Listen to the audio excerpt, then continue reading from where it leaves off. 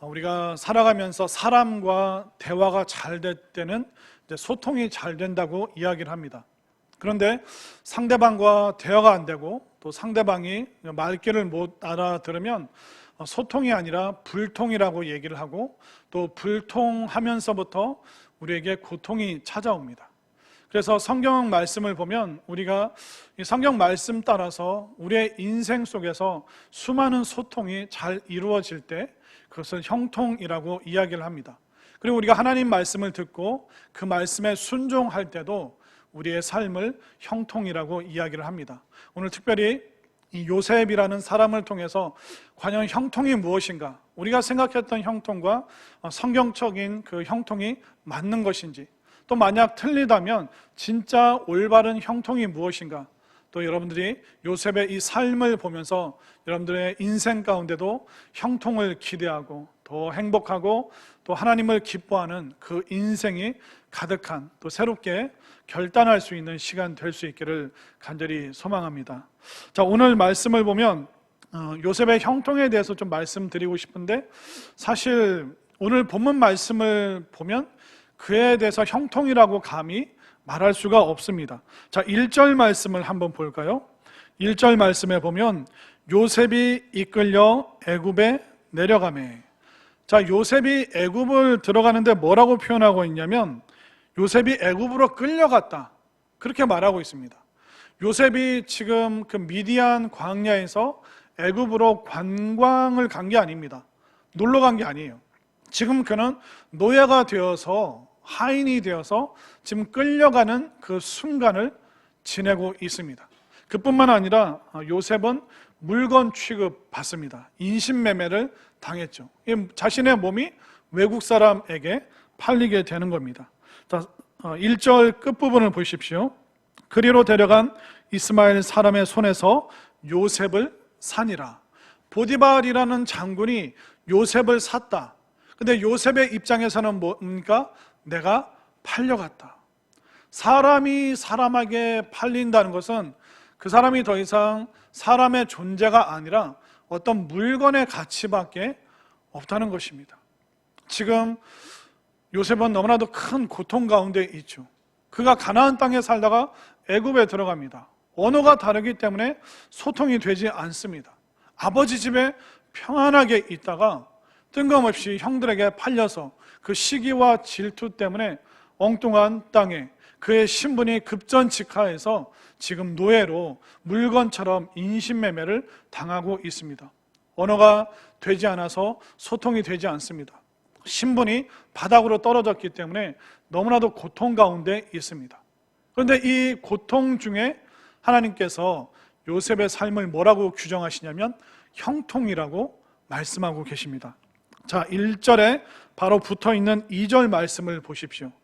자, 2절, 여호와께서 요셉과 함께 하심으로 그가 형통한 자가 되어 그의 주인 애굽 사람의 집에 있으니. 형통이라는 단어를 지금 요셉에게 쓸 수 있나요?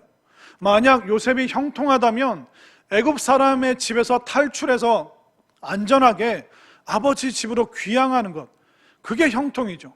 근데 애굽에 있는 이 순간이 지금 형통이라고 이야기를 하고 있습니다. 그러니까 우리의 상식과는 좀 다른 이야기를 하고 있죠. 또 3절을 보십시오. 그의 주인이 여호와께서 그와 함께 하심을 보며 또 여호와께서 그의 범사에 형통하게 하심을 보았더라. 그의 주인이라는 표현이 나오죠. 그렇다면 요셉은 자유인이 아니라는 겁니다. 자유가 없는데 형통이라고요? 그의 신분이 노예가 되고 하인이 됐는데 우리는 신분 상승, 이것을 형통이라고 생각하는데 성경은 그의 신분이 하인의 신분이 되고 주인을 섬겨야 되는, 고개를 들 수 없는 그 상황인데 성경은 지금 그를 형통이라고 이야기를 하고 있습니다. 거기서 끝나는 게 아닙니다. 우리가 읽지는 않았는데 끝절 말씀 23절 말씀으로 한번 가볼까요? 23절, 간수장은, 간수가 누굽니까? 감옥을 지키는 사람이에요. 억울하게 누명을 쓰고 감옥을 갔습니다. 그런데 성경은 뭐라고 얘기할까요? 간수장은 그의 손에 맡긴 것을 무엇이든지 살펴보지 아니하였으니 이는 여호와께서 요셉과 함께 하심이라. 여호와께서 그를 범사에 형통하게 하셨더라. 감옥에 안 가는 게 형통이잖아요. 억울한 누명에서 벗어나는 게 형통이잖아요. 근데 성경은 지금 계속 그가 애굽에 팔려간 그 순간 형통이래요. 주인을 섬겨야 되는 노예인데 형통이래요. 그 억울함이 풀리지 않고 감옥에 들어가 있는데 형통이래요. 우리가 생각하는 그 형통, 그 만사 형통과 성경이 말하고 있는 그 형통이 굉장히 다르다는 것을 우리가 지금 알 수가 있습니다. 요셉이 얼마나 기구한 인생입니까? 이 인생을 어떻게 형통이라고 말할 수 있겠습니까? 아니, 형들이 시기하고 질투할 수 있죠. 그런데 그 11번째 동생을 죽이려고 하다가 그건 너무 잔인한 처사니까 그 굴에 그 웅덩이. 죄송해요. 제가 한국말을 잘 아직 웅덩이에 빠뜨립니다. 그러다가 노예 상인들이 지나가니까 돈 받고 팔아버리죠. 여러분들 가족 안에서 일어날 수 있는 일입니까? 형제 자매 간에 동생을 돈 받고 팔 수 있습니까? 얼마나 잔인하고 기구한 인생입니까? 또 남의 집에서 노예와 하인의 삶을 고통일 뿐만 아니라 고생스러움, 밤잠 못 자는, 제대로 끼니도 해결할 수 있을지 모르는 그런 고생스러운 삶을 살고 있습니다. 근데 형통이라뇨? 보디발의 아내의 그 유혹을 뿌리쳤습니다. 그러면 하나님께서 모든 잘못된 것로부터 막아주셔야 되잖아요.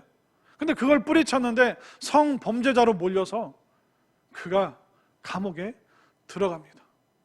여기가 지한가 싶었는데 더 끝도 없는 아래쪽으로 햇빛도 볼 수 없는 그 상황으로 들어갈 수밖에 없는데 형통이라뇨. 근데 성경은 그의 삶을 지금 형통이라고 이야기를 합니다. 우리는 어려움이 없어야 형통이라고 생각하는데 성경은 우리 인생의 이 형통에 대해서 전혀 다른 관점으로 우리에게 알려주고 있는 것입니다. 그러면 왜 요셉의 인생을 성경은 형통이라고 이야기를 할까요? 그 이유가 있습니다. 오늘 거듭 3번이나 그 형통을 말씀해 주시는데 한번 볼까요? 그 형통이라는 단어 앞에 뭐가 나왔길래 2절 말씀을 다시 한번 보겠습니다. 여호와께서 요셉과 뭐 하심으로? 함께 하심으로. 함께 하신다, 이 단어가 뭡니까? 동행. 여호와께서 동행하시기 때문에 그가 애굽으로 끌려 내려왔어도 그의 인생 형통이다, 그렇게 말하고 있죠. 3절 말씀, 그의 주인이 여호와께서 그와 뭐 하심을 보며? 함께 하심을 보며. 하나님께서 요셉과 동행하고 계심을 보디발 장군이 보고 있다는 거예요. 그래서 여호와께서 그의 범사에 형통하게 하심을 보았더라. 노예의 상황 가운데 있지만 하나님께서 동행하시기 때문에 요셉, 너는 형통이야, 그렇게 말하고 있죠. 23절, 간수장은 그의 손에 맡긴 것을 무엇이든지 살펴보지 아니하였으므로 이는 여호와께서 요셉과 함께 하심이라. 여호와께서 요셉과 동행하심으로 말미암아 여호와께서 그를 범사에 형통하게 하셨더라. 성경은 분명하게 이야기를 하고 있습니다. 하나님과 동행하고 있으면 그 상황이, 여건이, 환경이 어떠해도 그것은 형통이다. 그러나 네가 아무리 잘 먹고 잘 살아도 하나님과 동행하지 않으면 그것은 바로 고통이다. 여러분들은 누구와 살아가고 계십니까? 누구의 영향을 받고 누구의 말을 듣고 누구의 편에 서 계십니까?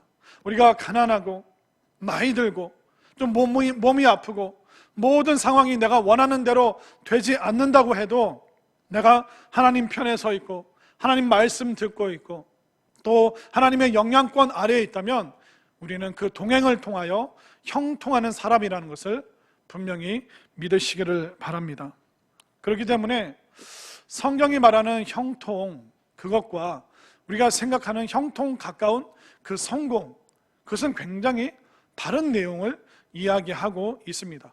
우리는 보통 성공해야지, 더 높아져야지, 그 성공을 우리는 항상 형통이라고 이야기를 합니다.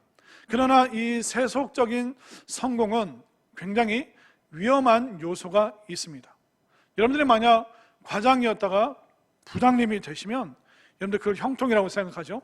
또 여러분들이 20평 살다가 30평, 또 30평에서 40평, 점점점 평수를 넓혀갈 때 그걸 여러분들 형통이라고 생각하시잖아요. 그런데 그것은 형통이라기보다 하나님의 동행이 없다면 그것은 그냥 세속적인 성공일 뿐이에요. 근데 이 성공에 치명적인 약점이 있습니다. 이 성공의 약점이 뭐냐면 끝이 없다는 거예요. 그러니까 우리가 성공을 통해서 어떤 성공을 해야지만 내가 만족하고 행복할 건가 정확한 수치상으로 말할 수가 없다는 거예요. 여러분들 한 달에 100만 원 벌면 기분 좋으시겠어요? 그럼 제가 조금 더 쓸게요. 한 달에 500만 원 벌면 괜찮은데? 그런 마음 드실 거예요. 그럼 제가 더 쓸게요. 한 달에 1000만 원.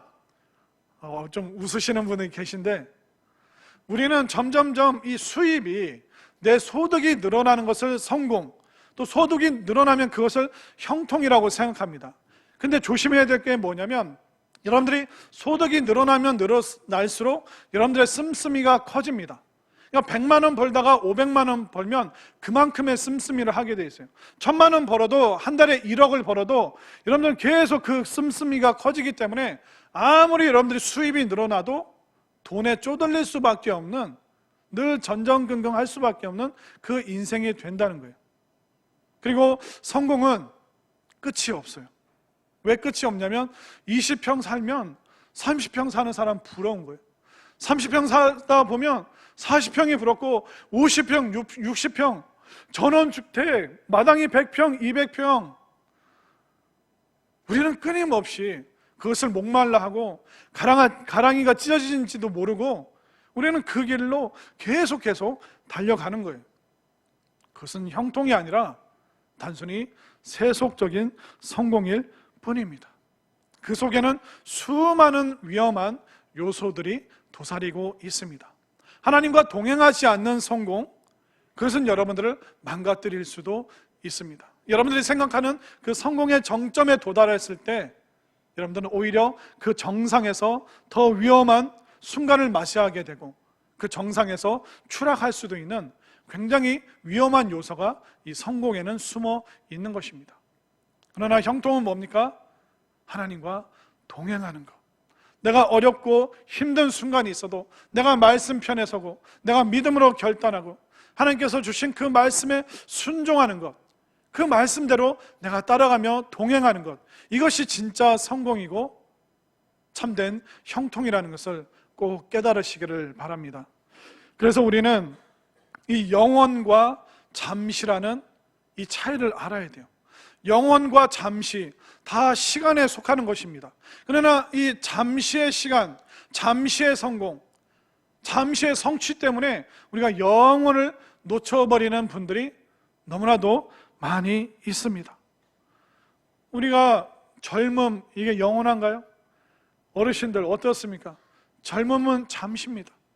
여러분들 소유하고 있는 그 돈이 영원할까요? 잠시잖아요. 어느 순간 나이 들면 돈이 아무리 많아도 그걸 나가서 쓸 수 없을 그 지경이 됩니다. 돈도 잠시예요. 우리의 젊음도 잠시입니다. 여러분들 높은 위치에 올라가셨다고요? 권력을 휘두를 수 있다고요? 권불 10년, 권세가 10년 이상 가지 못합니다. 여러분들이 돈이 있습니다. 건강합니다. 권세가 있어요. 권위가 있어요. 그럼 수많은 사람들이 여러분들과 동행하기 위해서 막 달라붙을 거예요. 그러나 여러분들이 돈이 없어지고 사람들에게 더 이상 권위를 휘두를 수 없는 그 순간이 오면 어떻습니까? 동행이라고 생각했던 그 모든 사람들이 다 뿔뿔이 흩어지고 아무도 연락 오지 않는 그 외로운 순간이 언젠가는 우리 인생 앞에 있다는 거예요.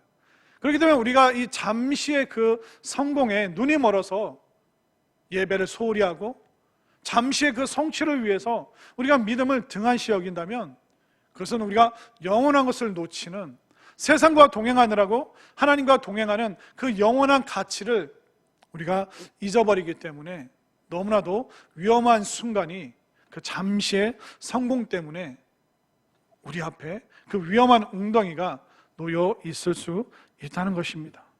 잠시의 성공은 어떨까요? 그것은 뿌리 뽑힌 나무 같은 거예요. 나무가 뿌리 뽑혔다고 해서 당장 죽지 않습니다. 푸릇푸릇합니다.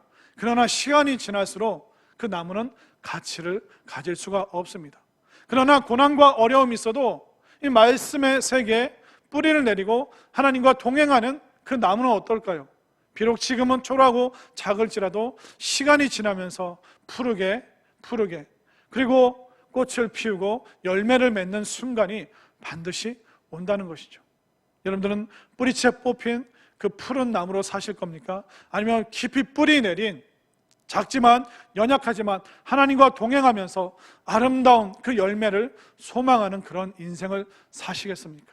여러분들이 세상적인 것과 동행하지 마시고 하나님 편에서 하나님 말씀에 반응하면서 늘 하나님과 동행할 수 있는 진짜 형통의 삶을 여러분들이 찾아가시기를 바랍니다.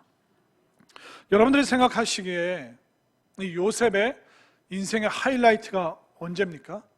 그가 총리 대신이 됐을 때, 1인 지하 만인 지상의 그 위치에 섰을 때, 그때를 우리는 형통이라고 생각하잖아요. 그런데 신기한 게 뭔지 아세요? 이 형통이라는 단어가 39장에서만 나오고요, 그가 총리 대신이 됐을 때 형통이라는 단어 성경이 쓰지 않습니다. 그 이유가 뭘까요? 하나님께서는 극명한 그 대비를 통해서 우리에게 진짜 형통이 뭔지 보여주시는 거예요. 단순히 세상에서 높은 위치가 되고 내 자녀들을 요셉처럼 키운다는 것이 단순히 세속적인 성공을 향해 나가는 것, 그것이 형통이 아니다. 하나님은 대조해서 보여주시는 거예요.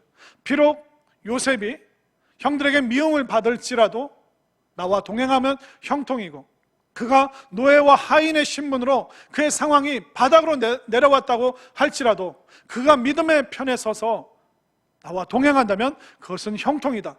그가 억울하게 감옥에 갇혀 있어도 그가 감옥 속에서 나와 동행하고 있다면 어떤 상황, 어떤 형편이든 그는 지금 형통이다.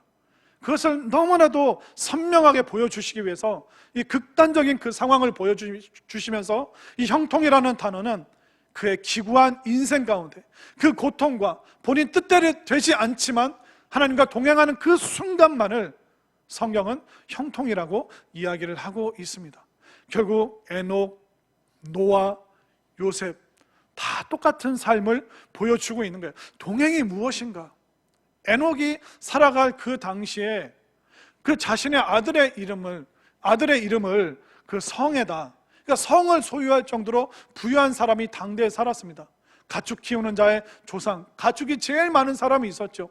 그리고 신비한 금속을 다루는 기술을 가진 사람이 있었고, 그리고 예능에, 노래에 뛰어난 그런 재능을 지닌 유명한 사람들 많이 있었음에도 불구하고 하나님의 시선은 유독 에녹이라는 사람, 에녹은 뛰어난 성취가 없었습니다. 애 낳고 하나님과 동행하였더라.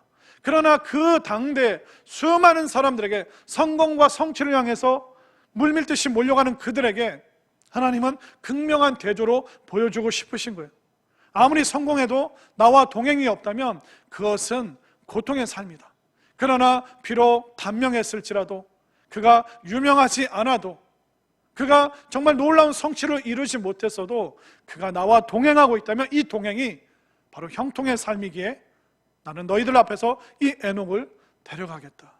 요셉, 그런 너무나도 어려운 상황 가운데 있습니다. 그러나 하나님과 동행했기 때문에 이게 진짜 형통이기 때문에 하나님은 그가 국무총리 대신이 됐을 때 형통이라 말하지 않고 하나님과 동행하는 그 순간순간들을 극적으로 바로 형통이라고 말씀하고 있는 것입니다. 여러분들의 인생은 어땠습니까? 여러분들은 잘 나가는 그 순간에 하나님과 동행한다고 생각하셨습니까? 저는 여러분들이 어떤 상황, 어떤 형편이든지 늘 하나님과 동행하는 인생이 되셨으면 좋겠습니다. 왜 하나님과 동행하면 그것이 형통이냐? 나이 드신 분이 하나님과 동행하면 그게 형통이에요. 우리는 나이 든 것보다 젊은 게 형통이라고 생각합니다. 그러나 나이가 들어 힘이 없어도 내가 하나님과 동행하면 하나님께서 나의 힘 되시기 때문에 나이 들었어도 그 사람은 형통인 줄로 믿습니다. 우리가 가난할 수 있습니다. 가난함보다 부유함이 형통이라고 생각합니다. 그러나 내가 비록 가난하다고 할지라도, 외롭다고 할지라도 내가 하나님과 동행하고 있다면 하나님의 부요하심이 나의 부요함이 되기 때문에 그 사람은 가난할지라도 형통의 삶인 줄 믿으시기를 바랍니다. 또 여러분들이 죽음을 앞두고 있습니까? 극심한 질병 가운데 있습니까? 우리가 죽음을 앞두고 있지만 내가 지금 이 순간에도 하나님과 동행한다면 그 하나님의 영원한 생명을 내가 덧입기 때문에 비록 몸이 약하고 또 죽음을 앞두고 있다고 할지라도 내가 하나님과 동행한다면 그 사람은 정말 형통한 사람이라는 것을 분명히 깨달으시기를 바랍니다. 그래서 성경은 얘기해 주고 있는 거예요. 너희들 형통이 뭐라고 생각하느냐? 세속적인 성공, 그러나 나와 동행하지 않는다면 그 성공 무의미할 뿐이고, 나와 동행하지 않는다면 그 성공 이후에는 말할 수 없는 고통이 있을 것이다. 그러나 너희들이 지금 가난과 나이 듦과 질병과 수많은 인생의 고통이 있다고 할지라도, 요셉처럼 그 처참한 지경에 있다고 할지라도 너희들이 나와 동행한다면 너희들의 인생은 형통이다. 이것을 너희들이 분명히 믿기를 원한다. 이것이 바로 하나님의 마음이고 또 하나님의 음성이라는 것을 여러분들 확실하게 믿으시기를 바랍니다. 그래서 여러분들 한 사람 한 사람이 하나님과 동행함이 가장 놀라운 형통이라는 것을 깨달으시고 동행의 삶을 늘 선택하시기를 바랍니다. 그러면 하나님과 동행하면 어떤 인생의 결과가 주어질까요? 그 결과는 뭐냐면 나로 인하여 공동체가 복을 받는 것이 동행의 첫 번째 결과입니다. 4절 5절 말씀을 볼까요? 4절, 요셉이 그의 주인에게 은혜를 입어 섬김에 그가 요셉을 가정 총무로 삼고 자기의 소유를 다 그의 손에 위탁하니 그가 요셉에게 자기의 집과 그의 모든 소유물을 주관하게 한 때부터 여호와께서 요셉을 위하여 그 애굽 사람의 집에 복을 내리심으로 여호와의 복이 그의 집과 밭에 있는 모든 소유에 미친지라. 우리는 하나님과 동행하는 그 축복이 나만 잘 먹고 잘 사는 것을 우리는 형통이라고 생각합니다. 또 그것을 조금 넓히면 내 자녀가, 내 자식이 잘 되는 것, 그걸 형통이라고 생각합니다. 그러나 성경에서 보여주는 그 동행의 결과는 뭐냐면 나와 함께 있는 사람들, 내 공동체, 내 직장, 내 지역, 이 나라와 민족 더불어 함께 잘 되고 복 받는 것이 바로 하나님 동행의 놀라운 결과라는 것을 여러분들 꼭 믿으시기를 바랍니다. 요셉, 그는 복의 사람이 되었습니다. 복의 근원이 되었습니다. 그래서 요셉과 그 동시대를 살았던 그 모든 사람은 요셉으로 말미암아, 하나님과 동행한 그 요셉으로 말미암아 모든 사람들이 복을 받았습니다. 7년의 대기근이 있을 때 그 기근을 넉넉히 감당하고 이겨내도록 만든 사람이 바로 요셉이었습니다. 혼자만 잘 먹고 잘 사는 것이 아니라 모든 사람들이 굶주리지 않고 먹을 수 있도록 도와준 사람, 그 길을 열어준 사람, 그것을 안내해 준 사람이 바로 요셉이었죠. 자기 혼자만의 그 복이 아니라 그가 복의 통로가 되어서 이 요셉과 함께 살아가는 모든 사람들에게 그런 복을 베풀고 있는 것이죠. 저는 여러분들의 삶 속에서 하나님과 동행해서 여러분들이 이 형통의 축복이 점점점 확장되기를 바랍니다. 여러분들로 말미암아 여러분들의 가정에 복이 임하고 또 그 가정의 복이 우리 지역사회로, 또 이 지역사회의 복이 우리 나라와 민족을 풍성하게 먹여 살리는 이 요셉의 이 놀라운 형통의 축복이 여러분들 가운데 함께하기를 소망합니다. 그리고 또 하나님과 동행하면 어떤 결과가 있는가? 그것은 바로 우리의 대체 욕망으로부터 자유할 수 있습니다. 자, 대체 욕망이 뭐냐면 사람이 자아를 형성해 갈 때 이제 자신의 부족함을 느끼게 돼요. 아이들이 보통 어릴 때는 그냥 엄마 아빠만 있으면 그게 전부고 행복했습니다. 그러나 사춘기를 지내면서 자아가 형성되면 어떻습니까? 나와 남을 비교하게 됩니다.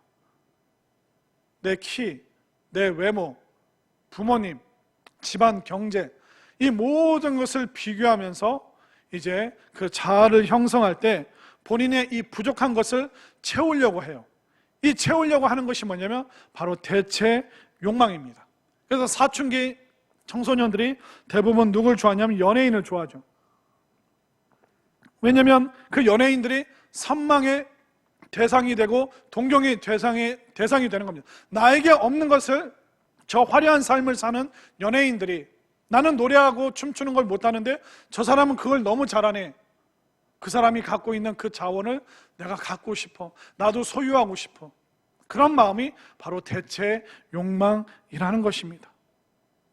그런데 어른이 되어서도요, 이 대체 욕망에 대한 동경과 바램과 욕심이 있습니다. 우리가 스포츠 스타를 좋아하고 어떤 야구나 축구에 막 열광하는 게 뭡니까? 나는 못 뛰지만 마치 나를 대신하여서 뛰고 있는 그 스포츠 스타를 우리가 동경하고 선망할 때, 또 그가 이겼을 때 우리의 대체 욕망이 채워지는 거예요. 근데 그 사람이 지면 내 인생이 비참해지는 것처럼 패배를 동시에 느끼는 거예요. 또 어른들 중에 정치 스타 좋아하시는 분들 있죠. 어떤 정치인에 대해서 선망하시는 분들 있죠. 아, 나랑 같은 고향 출신이야, 같은 고등학교 동창이야, 저 사람 국회의원 한번 만들어야지, 저 사람 대통령 한번 만들어야지. 그러면서 우리는 그 힘을 갖고 있는 사람에 대해서 추종하고 부러워하고, 또 그 사람을 내가 원하는 그 위치에 내가 올린다라는 그런 오해를 하면서 우리는 정치인들을 통해서 대체 욕망을 채우길 원하는 그런 욕구들이 누구에게나 다 있습니다. 이 대체 욕망을 가장 잘 사용하는 사람들이 누구냐면 대기업 사람들. 대기업이 이 TV 광고를 통해서 여러분들에게 보여주고 있는 게 뭔지 아세요? 대체 욕망. 이 화장품 한번 써보세요. 그러니까 화장품 선전만 하나요? 이 화장품을 누가 바르고 있죠? 못난 사람이 발라요? 이쁜 사람이 발라요? 이쁜 사람이 바르죠. 당신도 이거 바르면 이뻐집니다. 그 이미지를, 대체 욕망을 우리에게 주는 거예요. 최고급 승용차 누가 운전합니까? 당대 최고의 탤런트가 그 차에서 그 여유롭게 멋진 미소를 지으면서, 보여드릴게요. 이렇게 멋진 미소를 지으면서 차에서 내리잖아요. 당신이 이 차 소유하면 그 욕망을 이룰 수 있습니다. 자본주의 세계에서 제가 봤던 가장 강렬한 자본주의 대체 욕망의 문구가 뭐였냐면, 롯데 캐슬이었나? 그 아파트를 선전하면서 굉장히 오래전에 그 문구가 뭐였냐면, 당신이 사는 곳이 당신이 누구인지 보여줍니다. 와, 그것처럼 인간의 욕망을 뒤흔드는 게 없습니다. 그걸 통해서 나를 증명할 수 있나 보다. 그러면서 우리는 계속 그런 것들을 욕망할 수밖에 없는 것이죠. 근데 이것은 많이 가진 사람들도요, 이 대체 욕망으로부터 자유로운 사람 아무도 없습니다. 여기 혹시 재벌 계신가요? 재벌이 계시다면 좀 용서해 주십시오. 여러분들 뉴스를 통해서 재벌과의 결혼을 보십시오. 이 재벌은 어떤 여인과 결혼합니까? 최고의 미모를 지닌 분과 결혼합니다. 서로의 대체 욕망을 채우는 거예요. 나에게 없는 자원, 나는 돈이 있는데 외모가 못해. 근데 이 이쁜 사람과 결혼하면 나의 부족한 외모를 채워줄 것 같아. 나는 이쁜데 돈이 없어. 근데 재력이 있는 사람과 결혼하면 나의 이 대체 욕망을 채워줄 것 같아. 그래서 최고로 잘 나가는 사람, 최고로 이쁜 사람, 이런 사람들이 가정을 이룹니다. 서로의 자원을 공유하기 위해서. 그러나 그 욕구와 욕망이 채워지나요? 우리가 재벌로 결혼한 그 사람들의 그 가정사, 문득문득 뉴스를 통해서 보면 혀를 찰 정도로 참 부끄러운 이야기들, 말로 할 수 없는 그런 일들이 얼마나 비일비재하게 일어나고 있습니까? 결국 결혼이라는 것도 대체 욕망의 수단이 될 때가 많습니다. 그러나 결혼해 보신 분들 아시죠? 상대방이 내가 원하는 대로 내 수족처럼 모든 것을 다 채워주나요? 그렇지 않잖아요. 우리가 실망하고 속상할 때 얼마나 많습니까? 그러니까 사람으로 인하여 나에게 없는, 내가 원하는 것을 가지고 있는 듯한 저 사람과 함께 그 자원을 나눈다고 해서 우리의 대체 욕망이 채워지는 것이 절대로 아닙니다. 여러분들이 부모가 되어 보십시오. 어른이 되십시오. 근데 부모가 되어도 우리 부모로서의 그 자아는 또 대체 욕망을 찾습니다. 그 대체 욕망이 누구예요? 내 자녀, 내 자식이 되는 거예요. 내가 못 해본 거, 내가 못 누린 거, 내 자녀를 통해서 그걸 누리고 싶은 거예요. 내가 못 이룬 거 네가 주매. 엄마 아빠가 모든 걸 다, 모든 자원을 너에게 쏟아 부을 테니까 너는 공부만 해. 그러면서 그 모든 욕망을 아이에게 쏟아붓습니다. 그러다가 원하는 성과가 없어요. 원하는 성취가 없어요. 그러면 어떻게 됩니까? 그때부터 큰 소리 칩니다. 고성이 오고 갑니다. 대체 욕망 안 채워지면 폭력을 휘두릅니다. 그것도 안 되면 계속 깎아내립니다. 넌 그것도 못하냐? 엄마 아빠가 너한테 쏟아부은 게 얼만데 넌 그것도 못하냐? 끊임없이. 대체 욕망이 안 채워지면 부모라고 해도 그 사람은 거기서부터 자유로울 수가 없는 거예요. 하나님의 복이 없잖아요. 하나님의 동행하심이 없잖아요. 하나님의 말씀이 없잖아요. 그럼 여러분들 그 대체 욕망 때문에 젊을 때나 부모가 돼서나 나이 들어서나 계속 그런 것들에 여러분들 휘둘릴 수밖에 없는 거예요. 평안이 없어요. 왜? 하나님과의 동행으로 인해서 내 마음이 꽉 차야 되는데 세상 욕구로 아무리 채워도 내 마음은 텅 비니까 뭘 갖다 대도 이게 채워지지 않으니까 우리는 끊임없이 목말라 하고 끊임없이 그 신기루를 향해서 나가는 것이죠. 그러나 하나님과 동행했던 요셉은 이 대체 욕망으로부터 자유로울 수 있었습니다. 자, 9절 말씀을 볼까요? 9절 말씀에 보면 이 집에는 나보다 큰 사람 없습니다.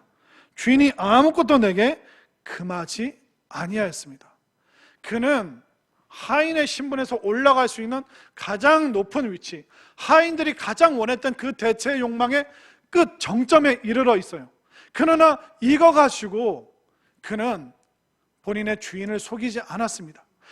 그 주인의 동선을 다 알잖아요. 그가 어디에 있고 언제는 집이 비고 언제 집에 들어오고 다 알잖아요. 그 머리 쓰면서 그 돈의 흐름을 아니까 착복할 수도 있습니다.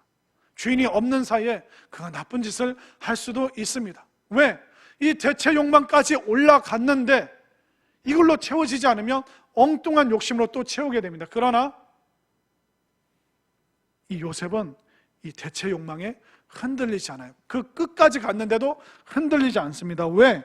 9절 말씀 끝에 보십시오. 그런즉 내가 어찌 이 큰 악을 행하여 하나님께 죄를 지으리까? 그가 지금 뭐 하고 있습니까? 하나님과 동행하기 때문에 이 대체 욕망, 또 다른 걸로 채우지 않고 다른 걸로 그 욕망이 점점점 불이 번지질 않습니다. 왜? 하나님과 동행하고 있기 때문에. 왜 여러분들 공허하세요? 왜 여러분들 살아도 열심히 살아도 허전합니까? 대체 욕망으로 아무리 채워도 여러분들 말씀으로 채우지 않고 예배로 채우지 않고 하나님과 동행함이 없잖아요. 계속 여러분들은 목마를 수밖에 없는 거예요. 그러나 요셉은 분명히 보여주잖아요. 모든 하인들의 원하는 그 자리에 끝까지 갔지만 나는 하나님과 동행하는 것이 더 중요하기 때문에 이 위치에서 나는 흔들리지 않습니다. 저는 여러분들이 엉뚱한 대체 욕망에 이리저리 휩쓸리지 마시고 오늘 이 시간 결단해서 하나님과 동행하는 것을 여러분들은 늘 선택할 수 있는 요셉과 같은 그 형통의 삶을 선택할 수 있기를 바랍니다. 자, 그러면 하나님과의 동행, 그 마지막 끝이 뭘까요? 죄에 대항하여 싸울 수 있는 힘이 생깁니다. 오늘 본문의 그 10절의 마지막 부분은 뭡니까? 보디발의 아내가 이 젊은 청년 요셉을 유혹하는 장면입니다. 우리 남자분들 아시겠지만 이 남자에게 이 육체적인 욕망, 이 성적인 갈망이 얼마나 큰 유혹이고 갈등이고 우리가 정말 쉽게 빠질 수 있는 그런 악한 것인지 남자분들은 다 아실 겁니다. 그런데 우리가 하나님과 동행하지 않으면 우리가 여기에 얼마든지 우리의 몸을 내던집니다. 이 성적인 욕망에 사로잡히면 이 이후에 그 일을 행하고 나서 그 뒤에 어떤 일이 생길지 이성적인 판단을 못합니다. 생각이 마비가 돼버려요. 그러면서 내 몸이 불탈지도 모르면서 거기에 온몸을 다 불사르게 됩니다. 그러나 이 성적인 욕망을 컨트롤하지 못해서 망신당하고 집안이 갈라지고 아픔이 생기고 그런 일들 우리가 얼마나 많이 봅니까?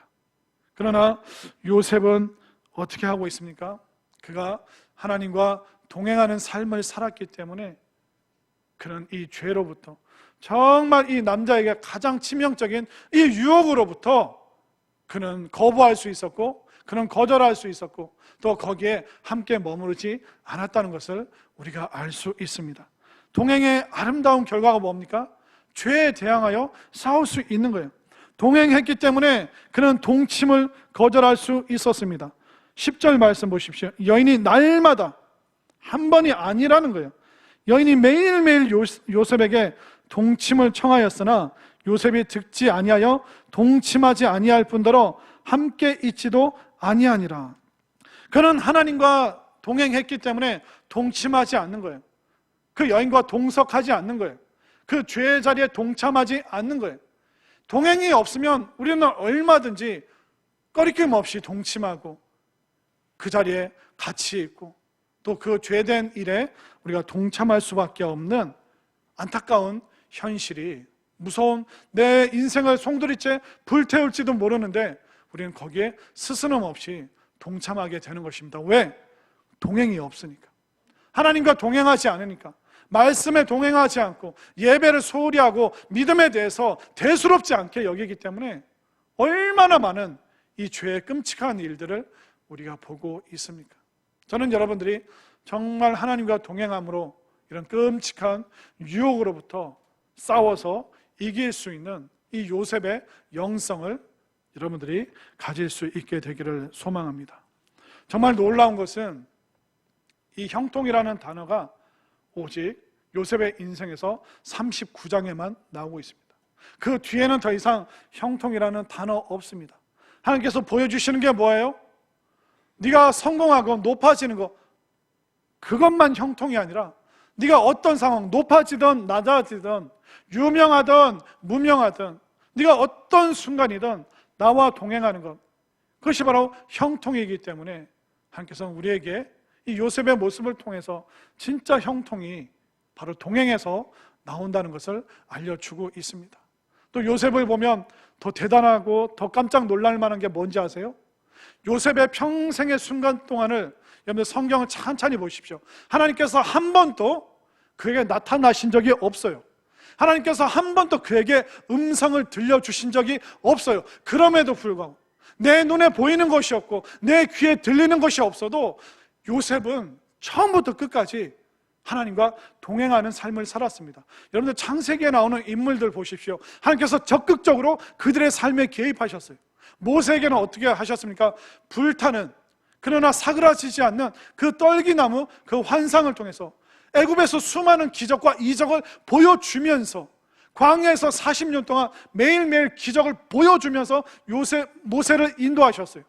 하나님께서는 노아에게 방주라는 눈에 보이는 구체적인 그 명령을 주셨어요. 아브라함은 어떻습니까? 수시로 하나님께서 천사를 보내주시고 말씀을 주시고 하늘의 별을 봐라, 저 바다의 모래처럼 많은 자손들이 너에게 있을 것, 끊임없이 하나님께서는 모세와 노아와 아브라함에게 나타나셨어요. 그런데 참 신기하게도 요셉의 인생 한 번도 하나님께서 나타나신 적이 없어요. 한 번도 기적과 이적을 보여주신 적이 없어요. 그럼에도 불구하고 요셉은 어떻게 했다고요? 평생 하나님과 동행하는 삶을 살았습니다. 여러분들 도대체 뭘 드려야 됩니까? 뭘 보여드리고 하늘에서 뭘 가지고 와야지 여러분들 제대로 믿고 제대로 동행하시겠습니까? 지금 하나님께서 여러분들에게 베풀어 주신 그 자원이 얼마나 놀라운데 뭘 아직도 우리가 목말라 하고 있습니까? 하나님께서 자유로운 대한민국 주셨잖아요. 좋은 교회 공동체 주셨잖아요. 우리가 교회 예배드리러 온다고 해서 경찰이 우리를 잡아가기를 합니까? 핍박과 박해가 있기를 합니까? 우리가 예배드리고 믿음 생활하기에 하나님과 동행하기 너무 좋은 세대를 살고 있는데 도대체 뭘 더 들어야 되고 뭘 더 보여드려야 됩니까? 저는 여러분들이 어떤 상황이든 이 요셉처럼 하나님과 동행할 때 진짜 형통의 삶이 여러분들에게 활짝 열린다는 것을 분명히 깨달으시길 바랍니다.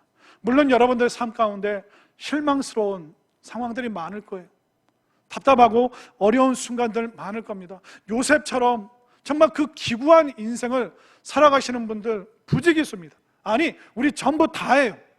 그러나 이 어려운 삶 속에 하나님께서 원하시는 게 뭐예요? 네가 요셉처럼 나와 동행할 수 없겠니? 네가 보지 못하고 듣지 못해도 요셉처럼 나와 함께 살아가 주면 안 되겠니? 네가 믿음의 편에 서고 네가 죄와 싸워서 이기고 네가 대체 욕망을 찾아다니느라고 헐떡거리지 말고 말씀 속에서, 예배 속에서 나를 경배하고 찬양하는 그 중에 네가 참으로 행복감을 느낄 수 없겠니? 이 하나님의 음성이 지금 여러분에게 들리시길 바라고, 정말 요셉처럼 평생 동행하면서 진정한 그 형통의 삶을 여러분들이 누리고 또 함께 나눌 수 있는 우리 모두가 될 수 있기를 간절히 소망합니다.